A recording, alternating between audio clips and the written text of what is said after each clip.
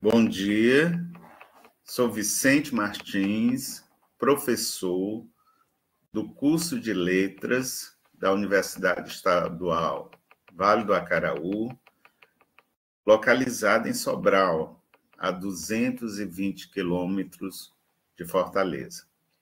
Na UVA, nós trabalhamos com disciplinas como fonética e fonologia do português, morfologia do português, estilística do português, sintaxe do português.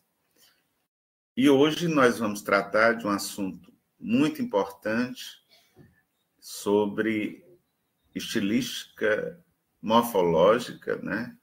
Que seria uma parte, um bloco no âmbito dos estudos de estilística do português. A estilística do português é uma disciplina fundamental porque ela traz a possibilidade de um campo de aplicação de conhecimentos já adquiridos por vocês, de fonética, morfologia, sintaxe e semântica, para análise ou comentário estilístico. Na manhã de hoje, nós tratamos aqui, apresentamos como tema para vocês a estilística morfológica do sufixo udo no discurso literário, da crônica de Fernão Lopes ao romance de José de Alencar. Por que eu trouxe essa temática? Porque já venho estudando há muitos anos o sufixo udo, há pelo menos uns 10 anos que eu estudo o sufixo udo, mas não é uma obra isolada minha, são muitos estudiosos no Brasil, principalmente na USP, que estudam a produtividade, a riqueza do sufixo udo.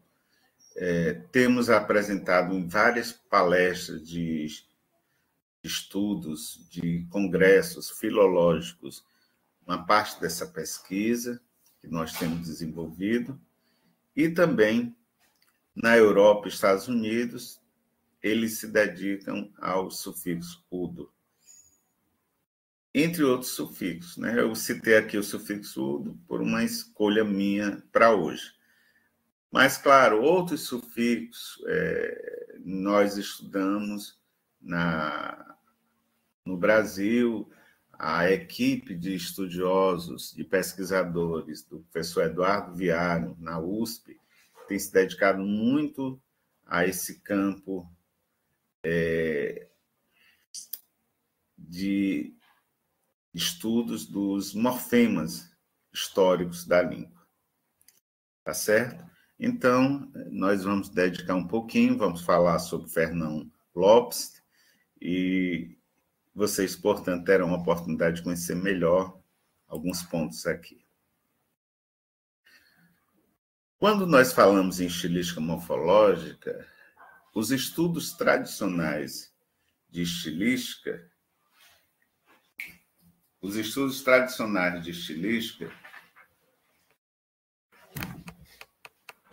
só um minutinho.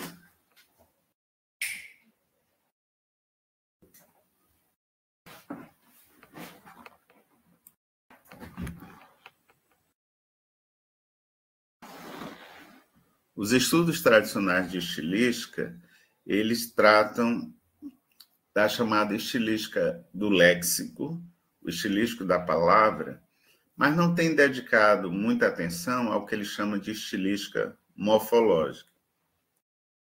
Por quê? Porque a estilística do léxico ou da palavra, ela por si só, ela faz conexões também com a chamada estilística da frase ou a estilística enunciativa semântica. E quando nós tratamos da estilística morfológica, nós estamos, de alguma maneira, focando, isolando elementos mórficos, principalmente morfemas, que são essas menores unidades significativas da palavra, e que, para alguns estudiosos, como Gladstone, que no século passado, né, no século XXI, entre outros, muitos estudiosos, principalmente da estilística portuguesa de orientação europeia, não viam a expressividade nos morfemas. Mas, na verdade, quando estamos, por exemplo, diante do texto literário, não são poucos os casos em que os autores se apropriam de conhecimentos das formas linguísticas, principalmente de morfemas, e dão maior expressividade. Nós veremos, por exemplo, na manhã de hoje, Guimarães Rosa, se tiver tempo, eu espero que tenha, o próprio José de Alencar, em Machado de Assis.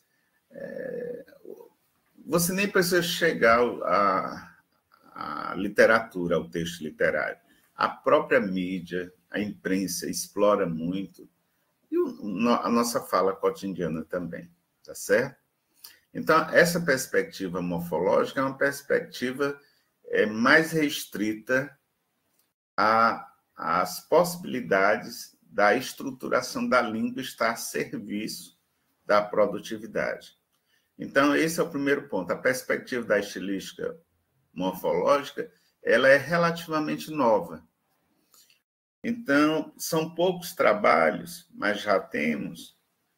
Eu orientei talvez uns 5 ou 6 trabalhos de TCC, no caso da UVA, em que os alunos, por exemplo, estudam a expressividade do sufixo "-in", numa obra de um autor, que estuda determinados prefixos, determinados sufixos, determinadas construções neológicas, neologismos, em determinadas obras, e vendo os efeitos de sentido que isso pode produzir, tá certo? Nessa perspectiva também é muito interessante, e eu diria que é a parte mais nova da estilística, que a gente também reconhecer a expressividade relacionada com a flexão de gênero e de número, tá certo?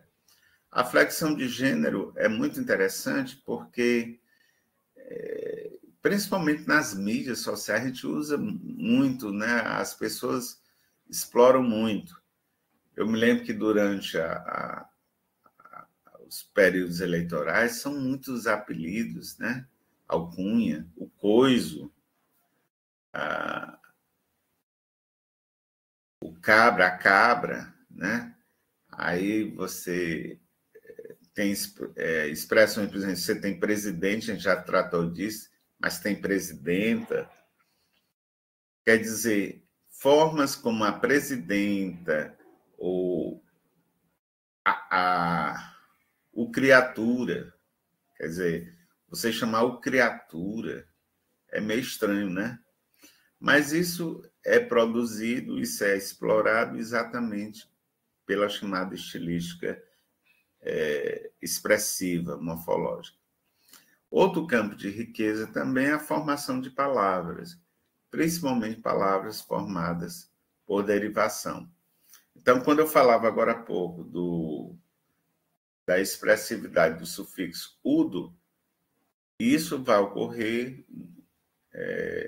em palavras que vão trazer a derivação sufixal. Então, a derivação sufixal, além de ser muito produtiva na língua, ela é de grande riqueza também para a estilística, tá certo? A gente vai ter momentos aqui em que vamos tratar melhor sobre isso. Os slides estão passando, legal para vocês?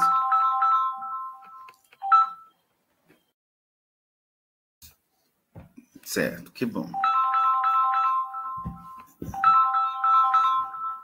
Muito bem.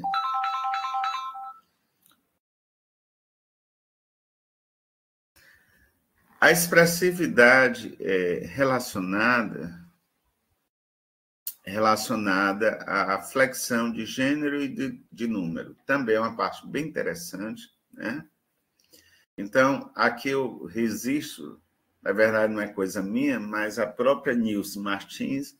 A Nilce Martins, o livrinho que vocês já viram, né? É esse livro aqui, Introdução à Estilística, Nilce Santana Martins. Excelente livro, né? É um livro realmente que ela consegue consolidar muitos conhecimentos sobre estilísticas vindas da Europa, Estados Unidos, Itália, né? Muita coisa da Itália, muita coisa da França, Alemanha, muita coisa. Ela traz esses conhecimentos. Países que têm um trabalho muito denso em cima da estilística. A estilística tem muito relevo. Muito bem. Então, com relação à flexão de gênero, veja que a novidade que eu estou trazendo aqui, gente, é assim. Onde é que a gente estuda flexão de gênero? Nós estudamos flexão de gênero em gramática, na teoria da linguagem. Mas aqui mostra que essa mesma flexão de gênero ela pode ser aplicada ao texto, literário ou não, né? A estilística está presente tanto em texto literário ou não. Muitas vezes o meu foco é no texto literário, porque a tradição dos estudos estilísticos nos cursos de letras é estudarmos os textos literários, né? Até pensando em sala de aula. Mas, pensando também em sala de aula, a diversidade de textos e de gêneros discursivos também está na nossa pauta. Por isso que tem alguns exemplos aqui que eu vou dar, que aparecem na literatura, mas também outros exemplos que vão aparecer em jornais. Vou citar a Folha de São Paulo, porque é a minha fonte maior de pesquisa. Então, há uma tendência popular a criar formas analógicas, semelhantes, analógicas aqui no sentido de semelhança, analogia, próximas, né? Que estabelece a duplicidade genérica. Então, eu chego ou escuto alguém dizer aquela sujeita.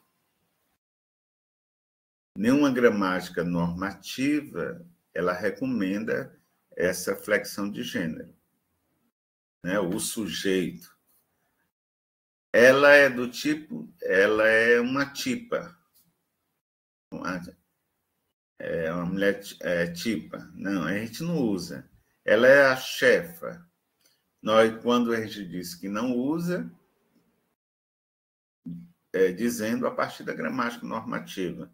A gramática normativa não recomenda, portanto, esse tipo de flexão.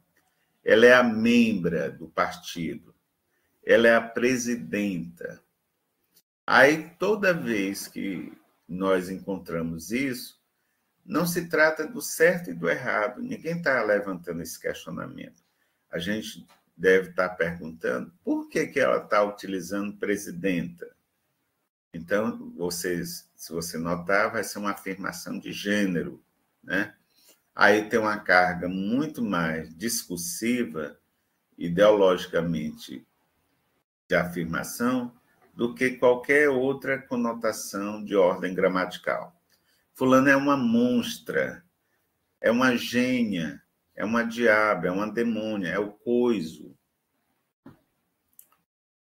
O criatura, a criatura. O criaturo, a peixa. Quer dizer, os epsenos, né? Você pode até dizer o peixe fêmea, o peixe macho, mas a peixa é estranho. Então, essas formas de flexão incomuns, inusitadas, a gramática tem uma certa rejeição, mas a estilística ela acolhe, porque ela pode ver aí expressividade. A gafanhota, o onço, o corujo, e assim por diante, tá certo? Então, é bem interessante observar esses aspectos iniciais que eu gostaria de colocar para vocês. Daqui a pouco a gente vai dar exemplo. Um dos exemplos eu tirei da Folha de São Paulo, portanto, não é de texto literário, mas traz um grau de expressividade. Aqui é uma colunazinha daquelas colunas sociais, né, da Folha de São Paulo. Aí tem assim, a São Paulo fez uma lista. A São Paulo é um nome da coluna, tudo juntinho. A São Paulo fez uma lista com 7 sugestões de filmes em cartaz para assistir na capital paulista, todos com protagonistas femininas. Deles, 6 levam o nome de mulheres. Um é o de uma icônica e querida peixa. Então, aí você nota, né, que peixa, ela é expressiva, esse uso aí, ele é incomum. E aí a intenção é dar maior expressividade ao texto, né? E eu acho que o nome é Dolly, tenho quase certeza que o nome da peixe é Dolly. Então, você nota que a própria imprensa, o jornalismo, ele recorre à estilística, né, para quebrar.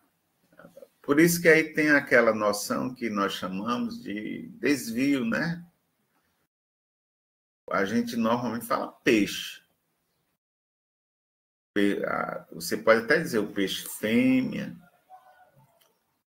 o peixe macho, fêmea, mas a peixe, você fazer esta flexão, colocar aí em peixe, você colocar a desinência A, já quebra um pouco a expectativa da tradição normativa. Quem quebra isso, quem faz essa provocação, em benefício do funcionamento da língua e benefício da expressividade, é a estilística. Alguma pergunta? Estamos aqui. Vocês podem colocar aqui no chat ou abrir o fórum, abrir o microfone. A derivação estilística, ela pode ocorrer, entre outras, ela pode ocorrer na derivação sufixal, um iudo é um tipo, né? Da unha grande. Por isso que esse udo aí, ele marca, normalmente, na derivação, a marca de plural, né? de aumentativo, mas muitas vezes é um aumentativo carregado de aspecto pejorativo, depreciativo. Tem a derivação regressiva, que a gente nota muito na linguagem rotineira, e ela se cristaliza, né? Ela se incorpora à língua, que é flagra. Então, flagra vem de flagrante. Ele deu um flagra. Então, isso interessa para a linguística estilística. A prefixação, a desamigação. Por incrível que pareça, eu vi esse nome mais recentemente, há uns 2 anos, no máximo, que eu vi no Facebook. Eu nunca mais tinha entrado no Facebook e vi lá desamigação. Aí eu disse, bicho, estão usando esse termo. Porque antes a gente via assim, não, sair de amizade, né? Aí, de repente, eles colocam desamigação. Então, você nota a presença do prefixo des mais migação. E a derivação parasintética, que eu gosto muito quando eu estou analisando o texto literário, uma das coisas que mais me chama a atenção é a derivação parasintética, o aspecto expressivo dela no texto literário, né? que tem a ver com o que nós chamamos de escolhas literárias, né? O fato do autor escolher aquelas expressões para dar maior expressividade ao texto. Aí eu dei, por exemplo, raiva, raivar e enraivecer.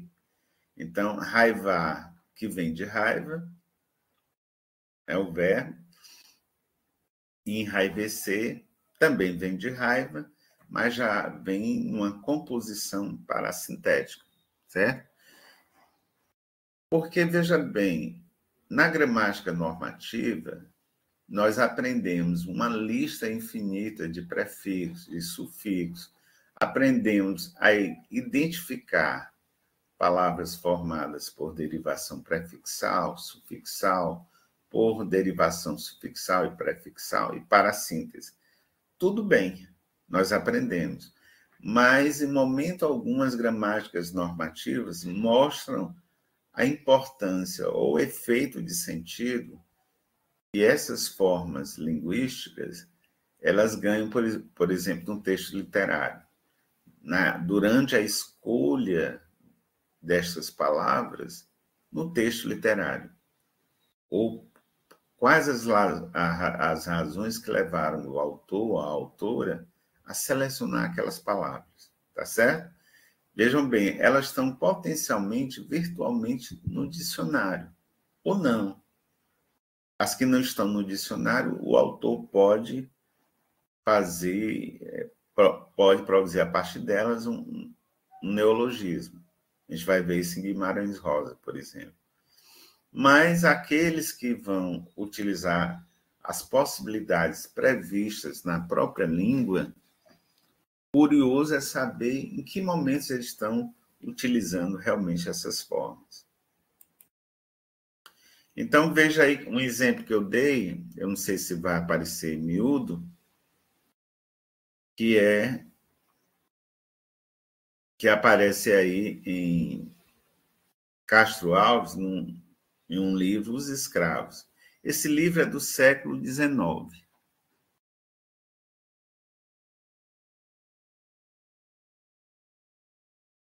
Tem aí 1984, mas não é não. É 1800, tem aí 1984, mas é 1884.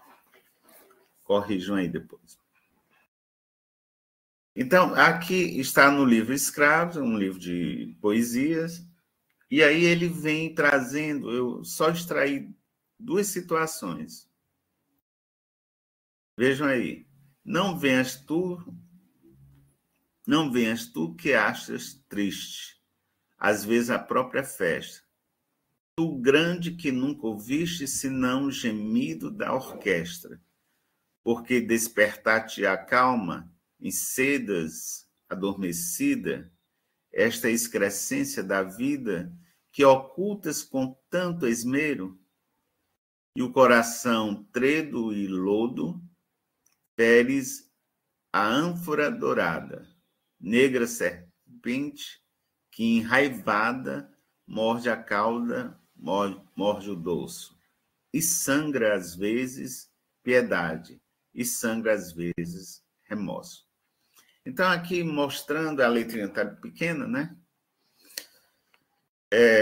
Que ele está utilizando a forma parasintética, enraivada. Enraivada. Essa é uma forma parasintética. Veja bem, no mesmo livro ele usa dois recursos, a parassíntese, e no outro ele vai usar a forma raivar, tá certo? E no caso, raivar, eu até diria, ela tem uma forma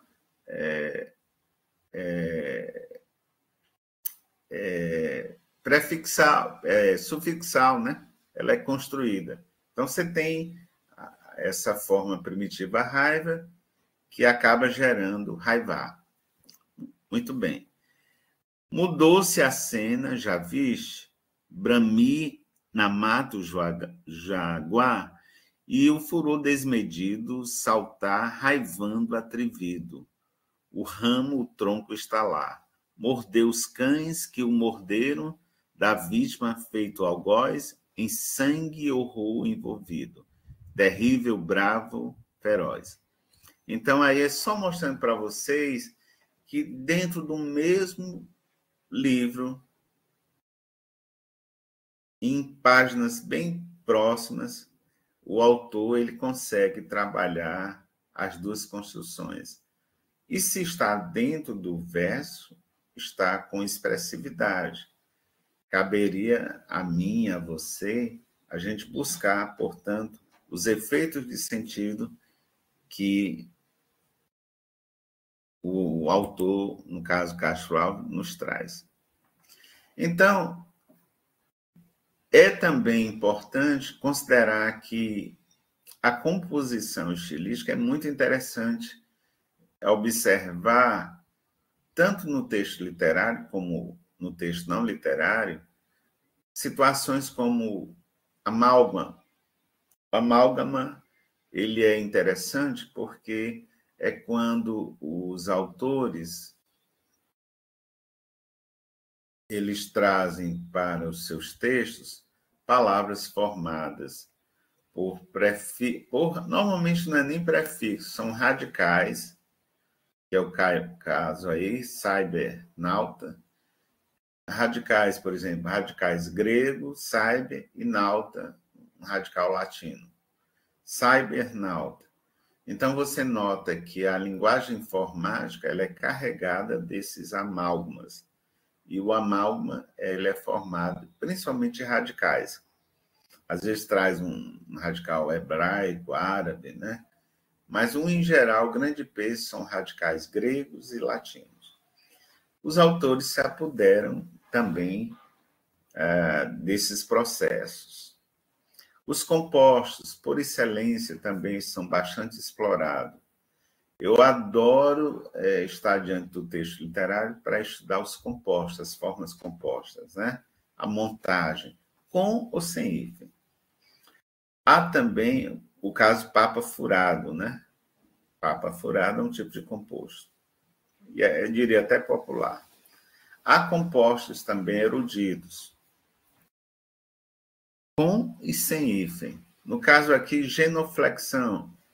Você pega duas formas erudita. Geno, joelho em latim. Flexon, se inclinar, se ajoelhar. Então, genuflexão é o ato de rezar ajoelhado. Por exemplo, quando o autor... Normalmente a gente não diz isso, né? Olha, eu encontrei fulano em ato de genuflexão. Isso não. Mas o texto literário ele pode explorar esses compostos, esses elementos eruditos. Eu dei para vocês a noção aí de genuflexo ou genuflexão. E os compostos populares são essas... fulano é o quebra-galho, né? Isso, a língua também ela é muito rica, o cotidiano, a língua. A literatura explora muito através da fala dos personagens e também, eu diria, a linguagem jornalística, ela também explora bastante. Na linguagem jornalística, eu peguei um que foi recente, é de 2024, pronto. Esse aqui é desse senhor, o Hamilton Visconde Júnior. Ele diz assim, que ele é empresário, certo? Ele diz assim, pode parecer uma afirmação agressiva, mas é o que eu percebo exercendo a livre iniciativa, enfrentando o árduo desafio de construir neste país. Em quase tudo, a degradação moral é um traço comum, do quebra-galho ao deixe comigo, tudo é a mais pura enganação. Criamos uma cultura única, expressa na famosa frase do grande Gerson, eu gosto de levar vantagem em tudo. Talvez a única lei que pegou no Brasil, sem estar no Código Civil, nem no Código Penal. Então, aqui você viu, eu não grifei mais, mas ele usou quebra-galho, é um empresário, né, bem-sucedido, dando uma entrevista, E ele, na escolha do léxico dele, ele prefere uma linguagem mais direta, mais simples.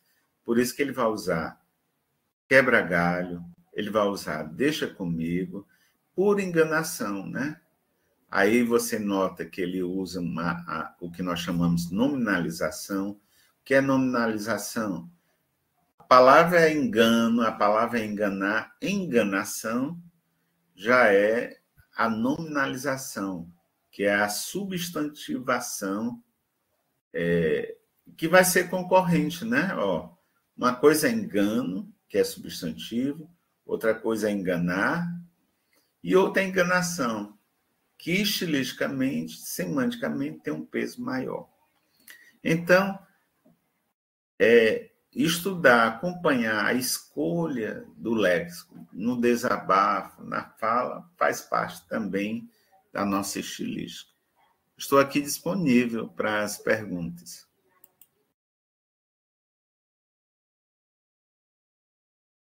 Alguém deseja fazer pergunta? Muito bem. Nós temos também as chamadas experiências morfológicas em Guimarães Rosa. Eu só vou colocar aqui alguns trechos para que vocês observem, né? Em histórias, em primeiras histórias dele e Tutameia. Então, aqui aparece a antiga, forme e enorme casa. Pena que a gente só bota um trechozinho para efeito de observação. A antiga, forme e enorme casa. Aí, o que é forme? Nós não sabemos o que é. No entanto, é muito provável que em Guimarães Rosa seja uma forma neológica a partir de metaplasmos, a partir de alteração de palavras. Nesse contexto aí, nos parece que ele está se referindo à antiga e disforme casa. Né? Então, aí no sentido de deformada, é uma forma, portanto, é uma alteração fonética na palavra, a que nós chamamos de metaplasmos. Nós escrevemos um livro, né? Eu acho que já revelei para vocês esse livro, só sobre a presença de metaplasmos em uma obra de Oliveira Paiva, né? Dona Guidinha do Poço. Há outro caso aí, as sombras das grotas e a montanha prodigiosa a vanecer-se sobre as asas. Aí também a mesma coisa. Ele apaga o desvanecer, como anteriormente apaga disforme. Por que ele faz isso? Porque na linguagem popular, na linguagem simples, uma característica é exatamente a presença do apagamento de sílabas iniciais, normalmente prefixos, como também no final, e em muitos casos no meio. Cada situação dessa tem epêntese, tem apócope, tem síncope. Para cada situação dessa, de metaplasma, a gente tem nomes. Por isso que alguns estudos são interessantes. A presença de metaplasma na obra de Guimarães Rosa, a questão do apócope na obra, a expressividade do apócope na obra de Guimarães Rosa. Isso é forte. E, finalmente, você tem aí, ó, e os 3 filhos zarrões homens. Vocês notam que qual o aumentativo de homem é homem zarrão. Aí o que ele vai fazer, Guimarães Rosa? Ele vai pegar o sufixo e transformar em nome. Isso é uma construção, é uma derivação imprópria, né? Mas uma construção ao mesmo tempo neológica. Então, por isso que ele diz assim, e os 3 filhos zarrões homens. Isto é a riqueza de Guimarães Rosa. Não há como a gente estudar Guimarães Rosa sem estar preparado para ter uma atenção em particular ao que nós chamamos de estilística morfológica, né? Isso mostra o grau de refinamento e domínio do autor com relação à obra literária, à produção literária e à produção da língua. Aqui também a continuação, em que ele diz assim, o coelhinho, ainda Guimarães Rosa, o coelhinho queria brincar, Cecepe, Serelê, Coelhinho da Silva. Então, aqui, ele querendo construir a partir das palavras, se você notar aí, uma certa aliteração e, ao mesmo tempo, onomatopeia, né? Cecepe, e os 3 filhos aí que eu repeti, tá certo? Então, mostra que eu dei um exemplo isolado, mas mostra a riqueza que nós podemos ver em texto literário.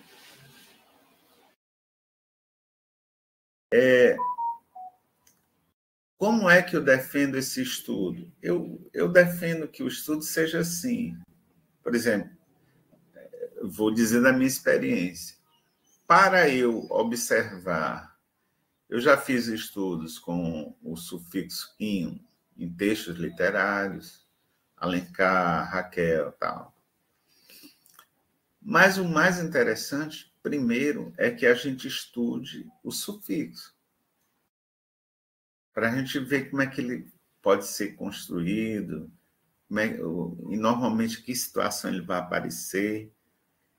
Então, no meu caso, há vários anos eu estudo o sufixo udo. No primeiro instante, eu pensei que eu era o único, né? Mas quando eu botei no Google, aí eu vi que uma menina lá da USP, orientanda do professor Viário, tinha feito uma tese, um mestrado, só sobre o sufixo udo, entre outros sufixos. Aí, claro, normalmente quem estuda udo acaba se interessando por estudar outros sufixos. O estudo poderia ficar só nisso, que já era muita coisa. Mas, no meu caso, eu quero aplicar, eu quero ver isso no texto literário. Então, a nossa ideia aqui é mostrar para vocês que é bom estudar, porque a universidade nem a escola tem tempo de isolar um sufixo para estudá-lo e ver isso, como está funcionando na língua, como está produzindo expressividade na língua, tá certo? Portanto, aí é um estudo sobre derivação sufixal, sobre derivação lexical, a partir do sufixo udo. Esse foi um recorte meu, né? Não é de hoje essa preocupação.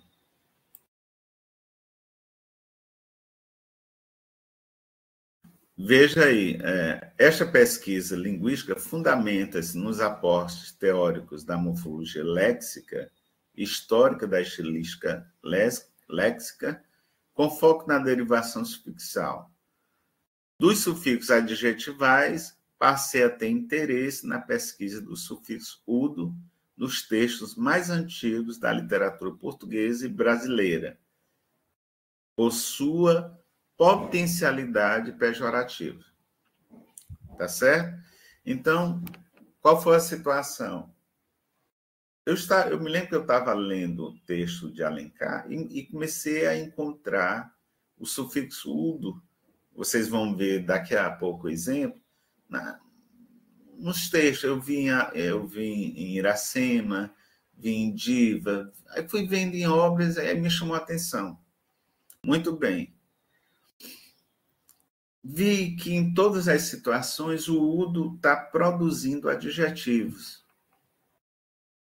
Então, é uma derivação lexical que produz adjetivos.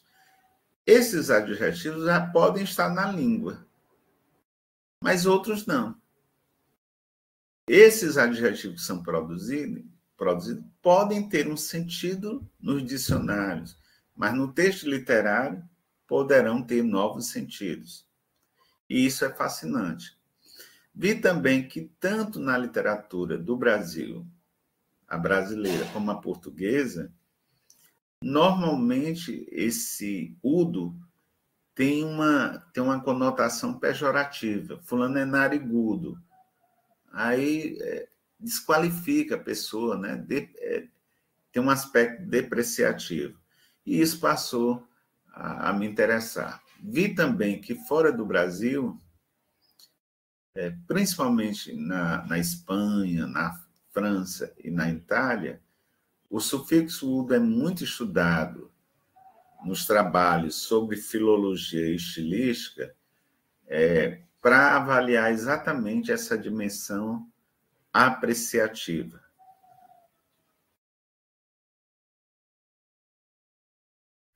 O presente trabalho, o recorte que nós estamos trazendo para vocês, portanto, refere-se a um estudo léxico-semântico dos sufixos homônimos udo, que pode aparecer no particípio, eu chamei de udo participial, e o udo adjetival, que aparece, portanto, nos adjetivos.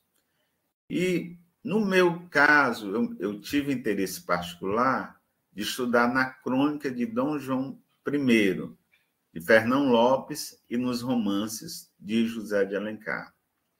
Então, eu quis pegar um romance medieval, né, porque eu me interesso pela filologia textual, e também quis pegar no romance literário do século XIX de Alencar, porque eu vi em ambos textos a presença do udo. E quando eu vi também que não havia até então estudos tratando sobre isso. Aí passei a me interessar em particular para cobrir essa lacuna. Então, no primeiro instante aqui, a gente vai mostrar para vocês que esse estudo que nós fizemos é em cima da chamada prosa galega, galego-português medieval. Todos nós que passamos, que estudamos os primeiros textos na literatura, as cantigas, por exemplo, nós estudamos a prosa ou a poesia galego-portuguesa, tá certo? No nosso caso aqui, a crônica ela vai ser apresentada como uma prosa galega português medieval. E Fernão Lopes, que é esse escritor, ele é um homem de uma ciência formidável, comunal, como diz aí o Zurara, né? Fernão Lopes, ele é aquele que está a serviço da coroa, mas ele é uma referência importante no gênero crônica. Isso é fascinante para nosso estudo. Quando nós fomos estudar a obra de Fernão Lopes, eu tenho muita dificuldade. Eu encontrei em papel, melhor dizendo, encontrei na versão digital. Aí, aparentemente, na versão digital é bem tranquila, né? Porque tá lá, tá tudo lá, você não paga nada por isso. Mas depois eu quis ter contato com papel, porque eu gosto, e a minha intenção no papel é receber o livro em papel, xerocopiar para poder ir grifando, rasgando, né? Mexendo ali.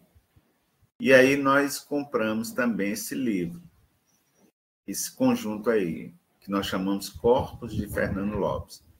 É crônica de Dom João I, que traz volume 1 a 3, a crônica do rei Dom João I, que traz o volume 4 a 6, e a crônica de do rei Dom João I, que traz o volume 7 e 10. Então, são vários volumes. Esse material eu pedi há muitos anos, né? Veio de Portugal. E eu tenho esse material em papel. Então, qual a intenção minha em papel? É para estudar diretamente nessa versão. E essa versão que eu tenho, ela já é uma edição mais moderna, né? é uma edição de 1897. Já. Você nota que é do final do século XIX. Mas esse material é do período medieval, tá certo? Eu diria anterior ao próprio descobrimento do Brasil.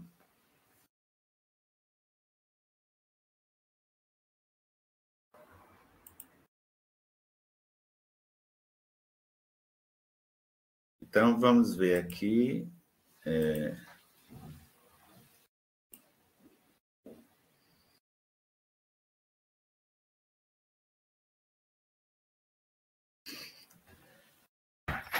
Aqui está com a letrinha miudinha, e está miudinha até para mim também, né? Vou passar aqui para a outra versão.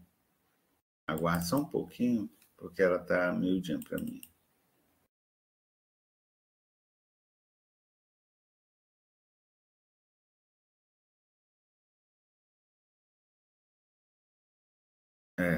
Eu vou ter que deixar aqui para não atrapalhar, senão atrapalha muito. Tentar ler aqui.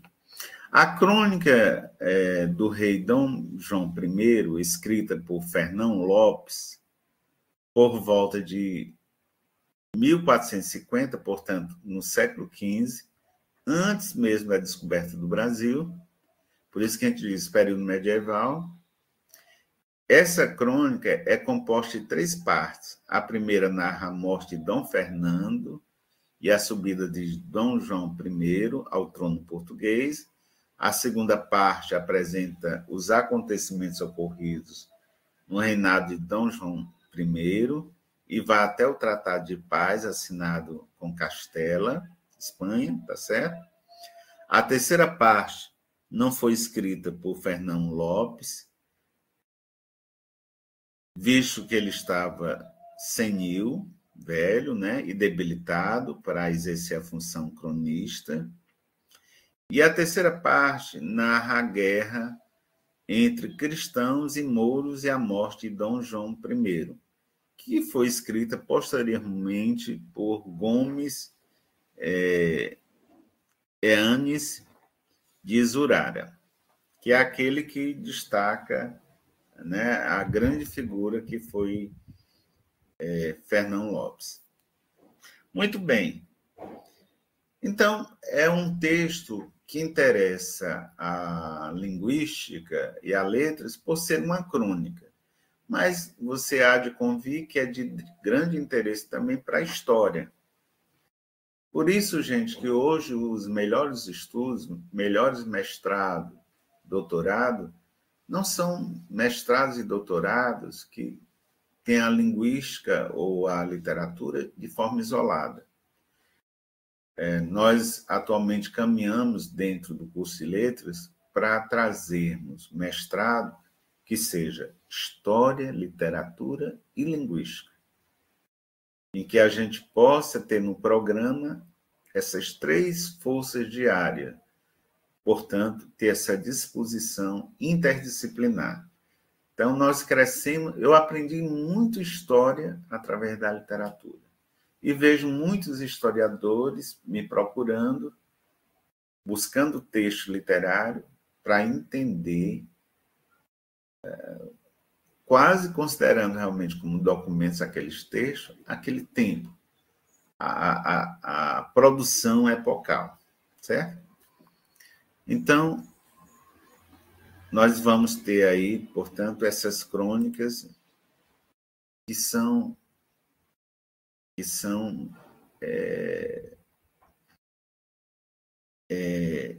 para enaltecer a figura de Dom João I. O corpo desta pesquisa é constituído de itens lexicais, lexias simples, retiradas da crônica do rei Dom João I, escrita em 1443 pelo cronista português Fernão Lopes, por incumbência do rei Dom Duarte, nos quais o segmento udo apresenta a função de sufixo. Para análise do corpus referente ao udo,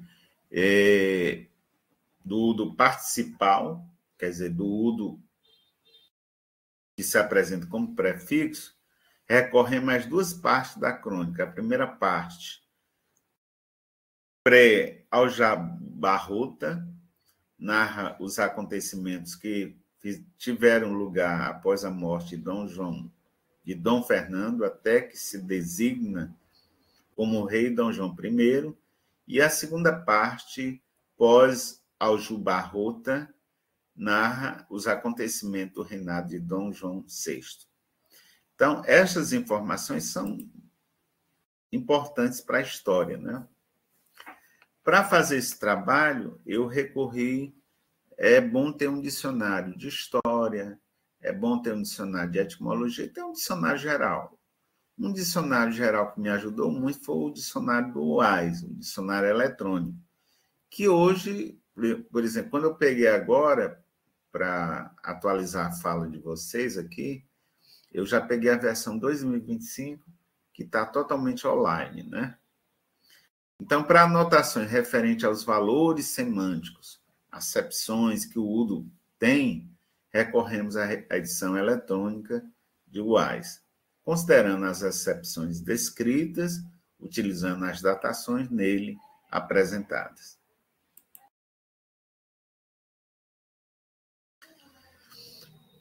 É muito interessante. Veja que nesse primeiro momento que eu estou colocando aqui, eu estou fazendo um estudo anterior à expressividade, eu estou fazendo um estudo do próprio Udo. Se eu fosse escrever, por exemplo, um TCC, a primeira parte do meu TCC sobre o Udo, vamos dizer assim, o sufixo Udo na obra de Alencar, o sufixo Udo na obra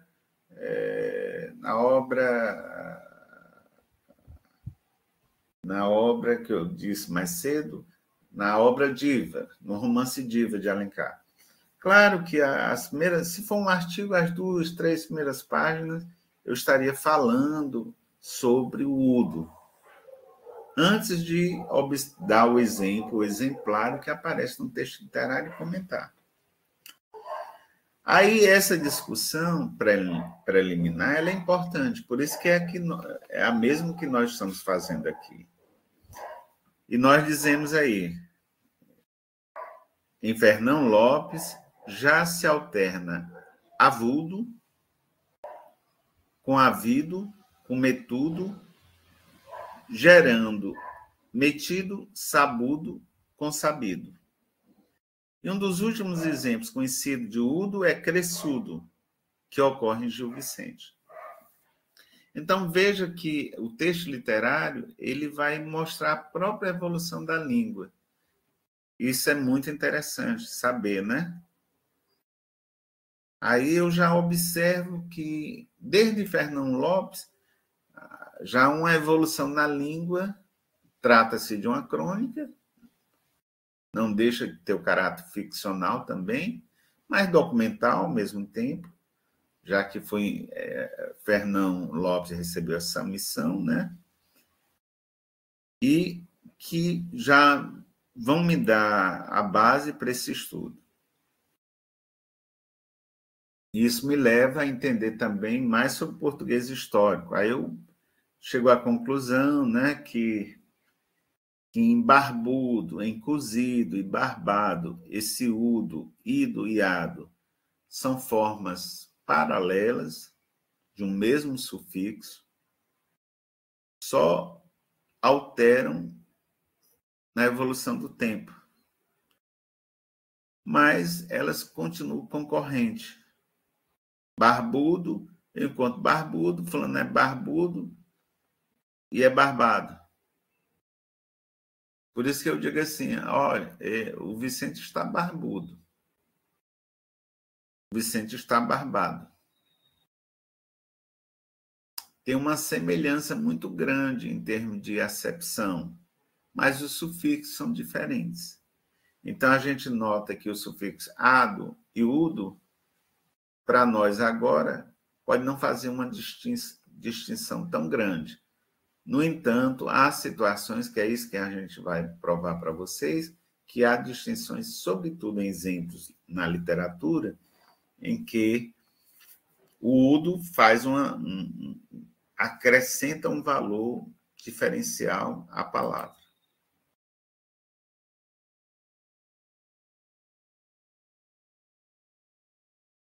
Aí eu vou dar agora, eu vou partir aqui para não mostrar logo o texto literário, para vocês terem um exemplo.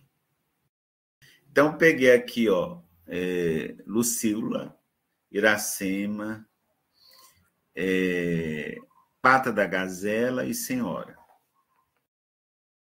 Esses 4 romances aí, nesse formato eu tenho, né? Os originais. Por isso que eu estou trazendo aí para vocês.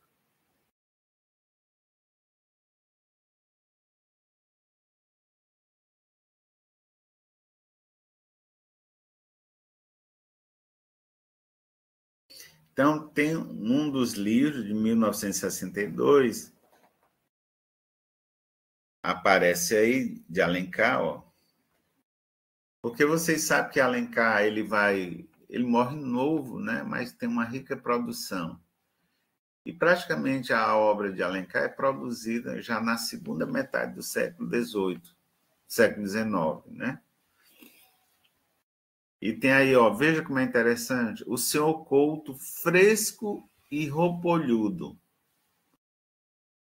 bamboleando-se na cadeira, fazia sortes que as mulheres aplaudiam e consumiu o 3º copo de água gelada para abrandar o fogo interno.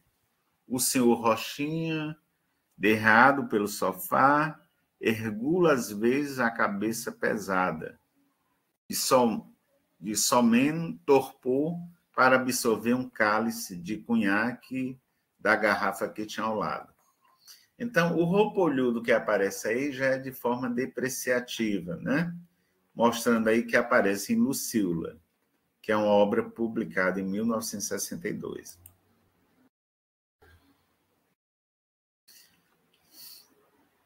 O Couto entrava morno e carrancudo. Olha o carrancudo aí. Não é interessante? Aí você vai lembrar agora, por exemplo, que a exploração do sufixo odo aparece em títulos como Dom Casmurro, né? Esse urro, esse sufixo também é intencionalmente trabalhado por Machado de Assis. Em Iracema, tem o sanhudo guerreiro. Só extraindo exemplo aí para vocês. Em Iracema, tem o cão felpudo. Então, nós fizemos essa coleta. Aí é interessante essa parte aí, que aparece na pata da gazela. Eu vou ler aqui um pouquinho para vocês. Se com efeito o moço era Leopoldo, tinha ele sofrido grande transformação. Em vez do rapaz descuidado no seu trajo, brusco em suas maneiras, sempre de cabelos arrepiados e barba revolta, aparecia um cavalheiro de boa presença, com a sóbria elegância que tão bem assenta um homem sisudo. Então, para mim é muito interessante esse momento aqui de estudo do Udo, porque esse Udo, porque, olha, o que é sisudo? Alguém até me fez uma referência, né? Você é muito sisudo. Fulano é muito sisuda. E alguém me falou, um professor amigo me disse, olha, Vicente, eu te acho muito sisudo. Sisudo no sentido de ser trancado, sério. Mas aqui em Alencar, dizer homem sisudo é homem com juízo. Não é homem assim, trancado, não é casmurro, não é nesse sentido de casmurro. Da mesma forma, esse termo sisudo que aparece na Bíblia é no sentido de juízo. que é sisudo, um homem sisudo? Tem princípios, né? Tem valores. Não é porque ele é trancado apenas. Ele age de acordo com a prudência, com bom juízo. E aqui, portanto, Alencar, ele resgata nesta obra sisudo nesse sentido. Essa espécie de elegância é apenas um ligeiro perfume e não uma incrustação com que usam os moços à moda. Quer dizer, a forma como ele parecia sisudo, com juízo, essa elegância, não era só capa, ele era assim mesmo, né? Traz essa passagem em Pata da Gazela.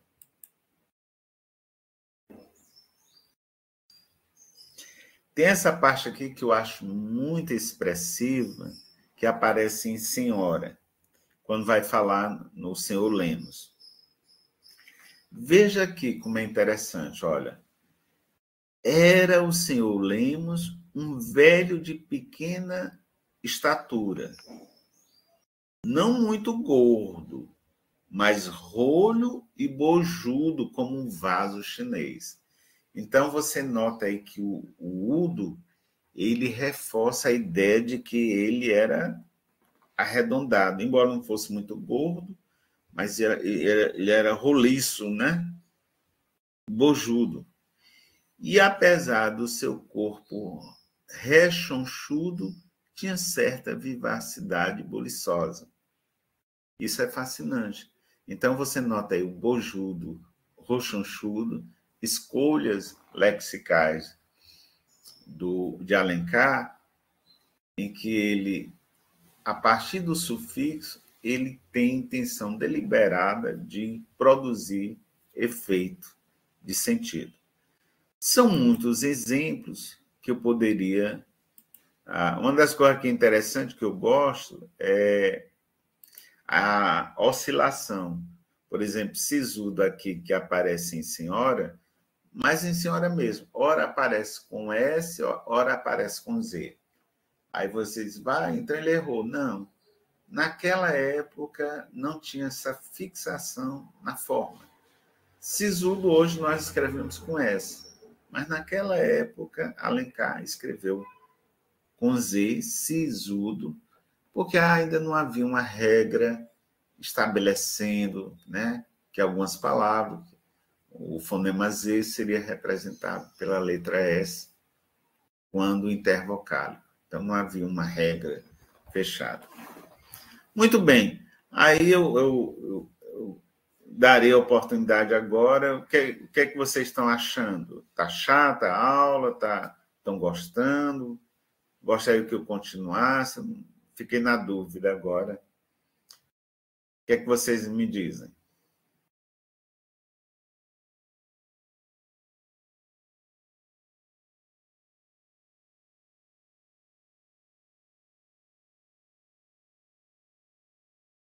Maria Clara Galvão. O que muito bem, Clara. O que é que você achou interessante, Clara? Pode falar no microfone, se quiser. Pode utilizar o microfone.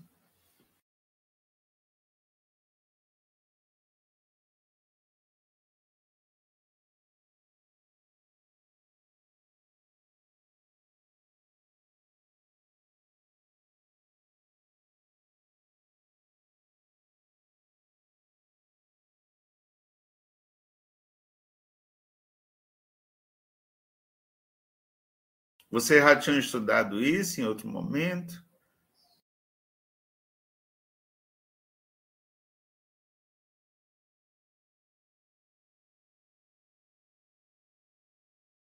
Muito bem. Laísa Bento, né? Estou achando interessante a escrita de algumas palavras, como Udo, algumas nunca ouvi falar. Verdade. Porque elas deixam de ter uso, mas elas estão presentes ainda na literatura, tá certo? E o nosso papel é resgatar também essas palavras, esses registros, né? Qual foi o meu papel com relação a isso? É datar essas palavras, né? Como eu sou colaborador do WISE, do dicionário WISE, o que é que eu faço hoje? Algumas dessas palavras que eu encontro, o contexto, eu envio para o WISE e digo assim, olha, barbaçudo, nós não falamos mais, não é o uso frequente, mas Alencar utilizou em senhora. Vamos registrar no dicionário? Ela existe. Lá no dicionário, barbaçudo aparece com esse sentido. Então, quando nós levamos isso para abonar uma entrada do dicionário, a gente tem que mostrar a data, por isso que toda obra eu boto a data, né? A gente coloca a data, a página, a editora, e a gente também bota a acepção, qual o sentido que esta palavra está tendo nesse contexto, tá certo? Tudo isso faz parte da chamada datação da palavra, a datação, que é a acepção que ela leva e também a forma escrita, a ortografia epocal, que também é muito interessante, né? Então, você tem aí um barbaçudo, que praticamente a gente nem escuta, mas existe. A gente diz barbudo, né?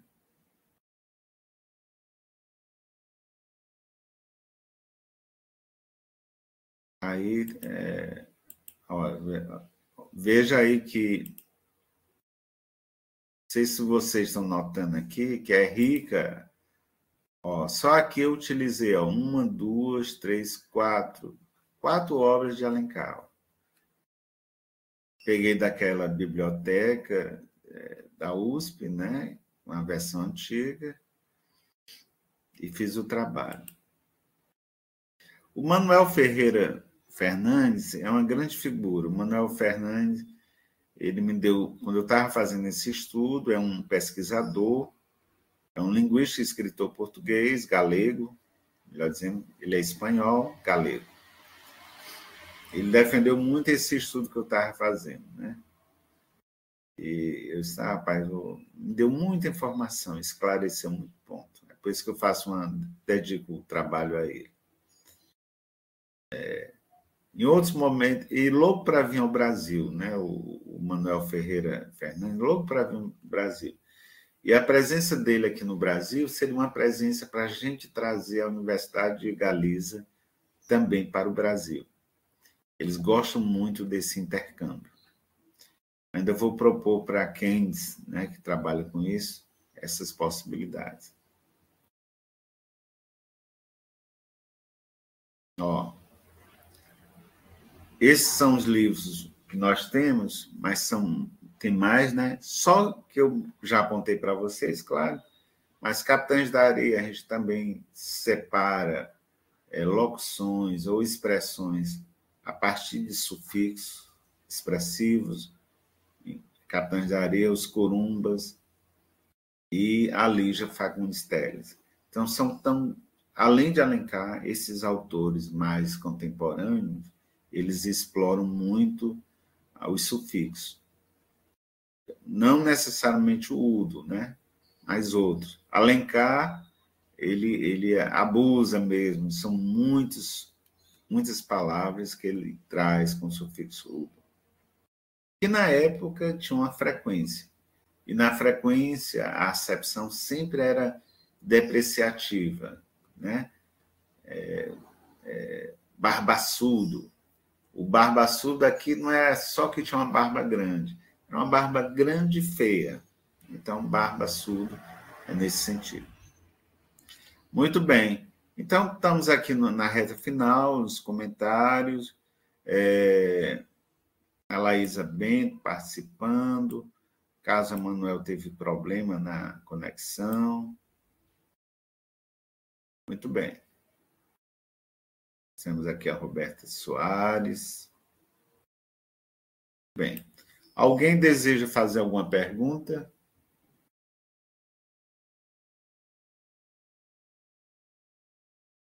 Fiquem à vontade.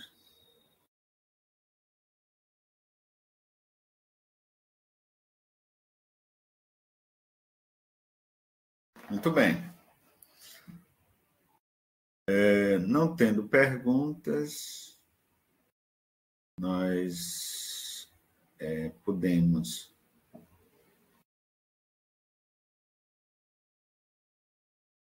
caminhar para o encerramento.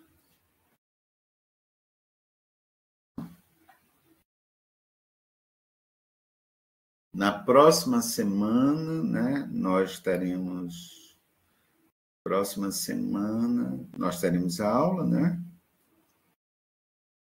A aula continua também online e quando for em julho, nós poderemos, se vocês desejarem, até em sala a gente reapresentar esse material aqui. Esse material aqui é muito rico, né? Eu acho muito rico, assim, talvez olhando, né? A gente possa até vislumbrar mais questões. Tá certo? Então, aqui, o tema da nossa aula hoje foi exatamente isso, a estilística morfológica do sufixo udo no discurso literário. Desde Fernão Lopes, e no Fernão Lopes o meu objetivo aqui foi trazer realmente como é que ele estava empregando esse uso, né? Mas no romance literário, no romance de Alencar, a minha ideia foi ver, sobretudo, a expressividade lexical presente na obra. Tá certo? Então, era isso que eu queria colocar para vocês. Fico à vontade. Daqui a pouco nós colocamos para vocês